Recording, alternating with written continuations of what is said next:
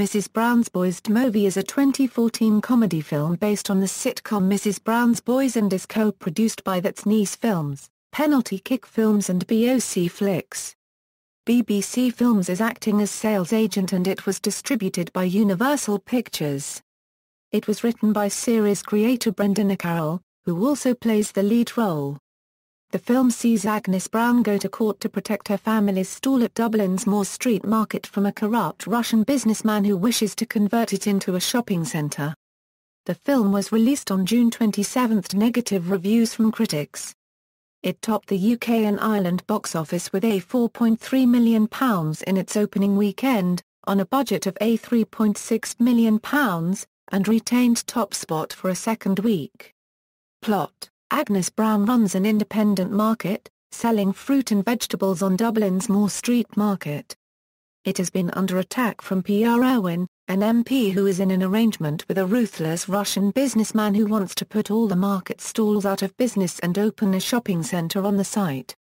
Her stall is the next to be targeted, being sent a bill for unpaid tax left by her grandmother, and a man appears offering to buy her stall and make the bill disappear. Agnes nearly accepts, but Winnie reveals this news to the locals, forcing Agnes into defending her stall from the developers while they look for ideas how to raise the money.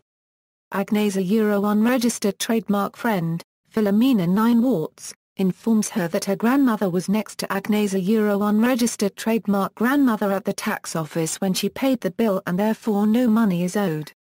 Unfortunately, Philomena's grandmother is hit by a bus on the way to the courtroom before she can testify.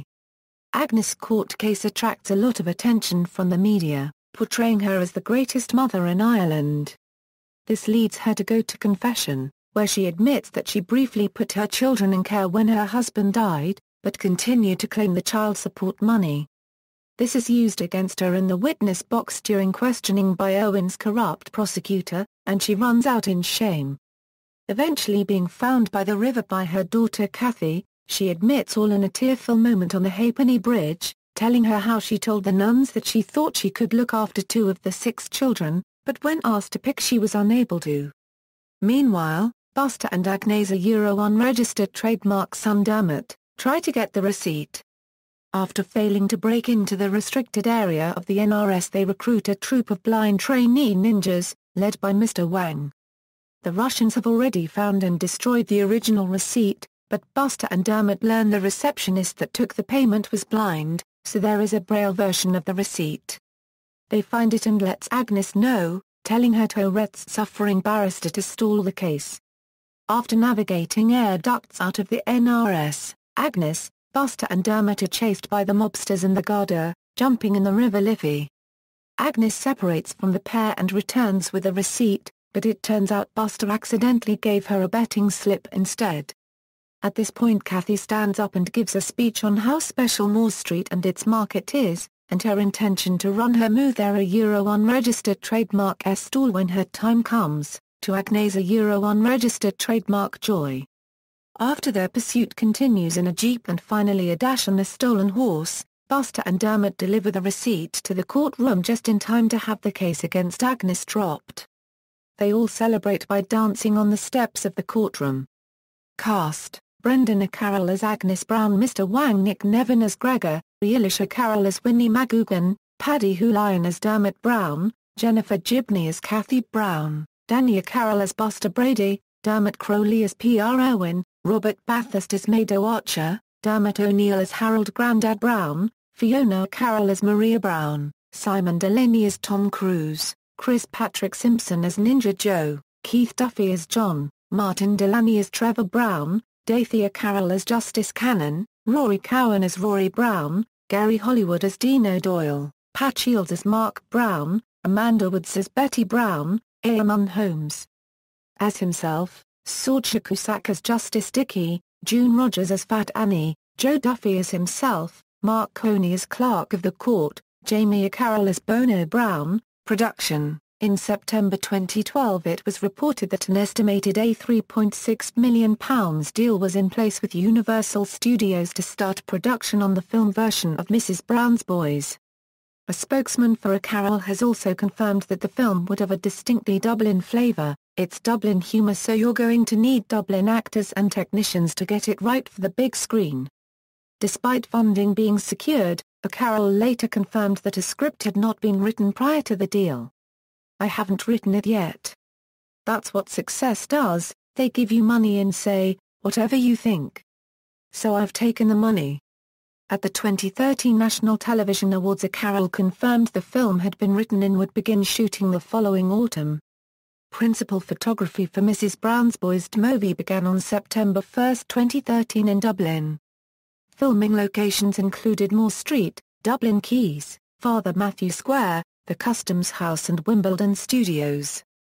Filming was completed on October 25, 2013. The script recorded a song for the film called Hail, Rain or Sunshine. Release: the film had its world premiere on June 25, 2014 at the Savoy Cinema in Dublin, with Brendan O'Carroll and the rest of the cast in attendance. The distributors of the film did not screen the film for critics in advance of its release.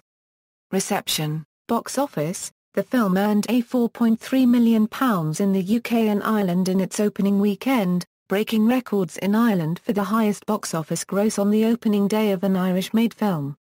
It was top of the UK and Ireland box office in this opening weekend, ahead of The Fault in Our Stars, which took £1.7 million. It maintained its number one spot for a second week, in which it grossed another £2.1 million, the only film to pass £1 million that week. For its third week, it took £1.08 million, but fell to third behind Transformers, Age of Extinction and How to Train Your Dragon 2. Critical response: the film was mostly panned by critics. Rotten Tomatoes gives it an 8% rating based on 12 reviews, with 11 negative reviews and 1 positive review. Mike McCahill of The Guardian gave the film 1 star out of 5 and called it a flatly indifferent cash-in. He predicted that although the devoted fanbase of the sitcom would make it as much of a commercial success as the In-Betweeners movie, it did not deserve to be. In the Daily Telegraph, writer Robbie Collin also gave the film 1 star out of 5. He was highly critical of the Chinese character Mr. Wang, played by unregistered trademark Carroll with his eyes narrowed and LS and RS switched, while making little karate choppy motions in the air with his hands, calling it something close to anti-funny. He also said that the sitcom's inclusion of bloopers and characters breaking the fourth wall didn't translate to the format of cinema without very clever lateral thinking, which the film lacked. Donald Clark of the Irish Times called the film overstretched, underwritten, sluggishly paced and unsettled by the discombobulating move from studio to location, and concluded, "The gags are clunky, the dialogue is leaden and the story is threadbare."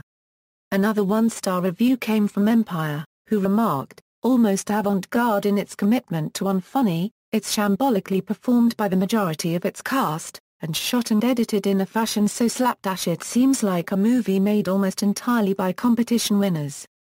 Stephen Kelly of Total Film also gave the film 1 star out of 5 and said that it will leave even the most fervent of fans disappointed by its abattoir of wit, because while the TV show possesses a warm, ramshackle appeal, this story of Granny Agnes Brown trying to save a Dublin market from Doriners is not only out of its comfort zone, but full of cold, mean-spirited gags about the blind, an Indian man everyone thinks is Jamaican and a Chinese caricatures so dazzlingly racist it beggars belief.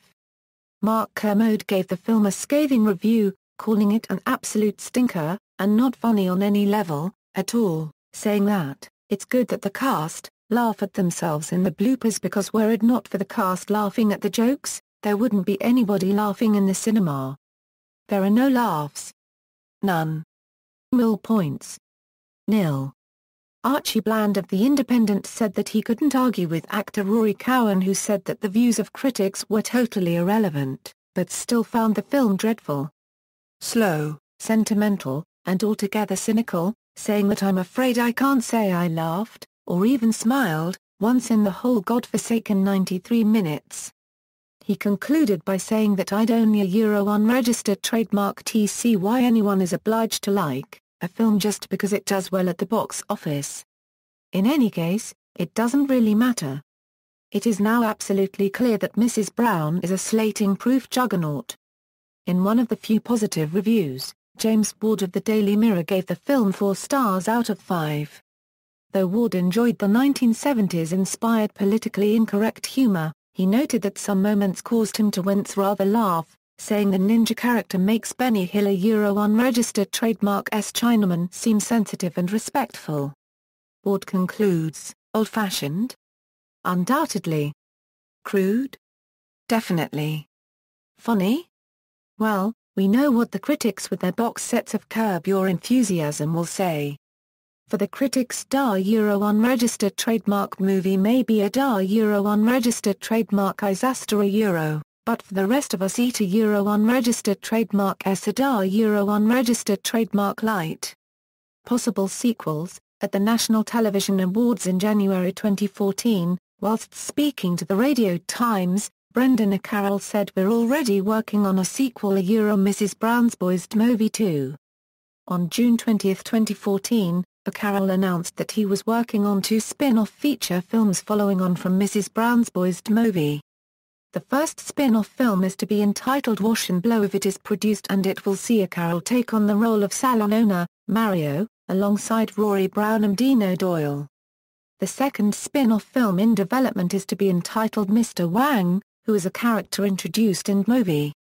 It was confirmed that English actor Burt Kwok had been asked to take the title role but was unable to travel to Dublin, so O'Carroll will take on the role himself if the film gets produced. It will also co-star Buster Brady and Dermot Brown working for him under a detective agency.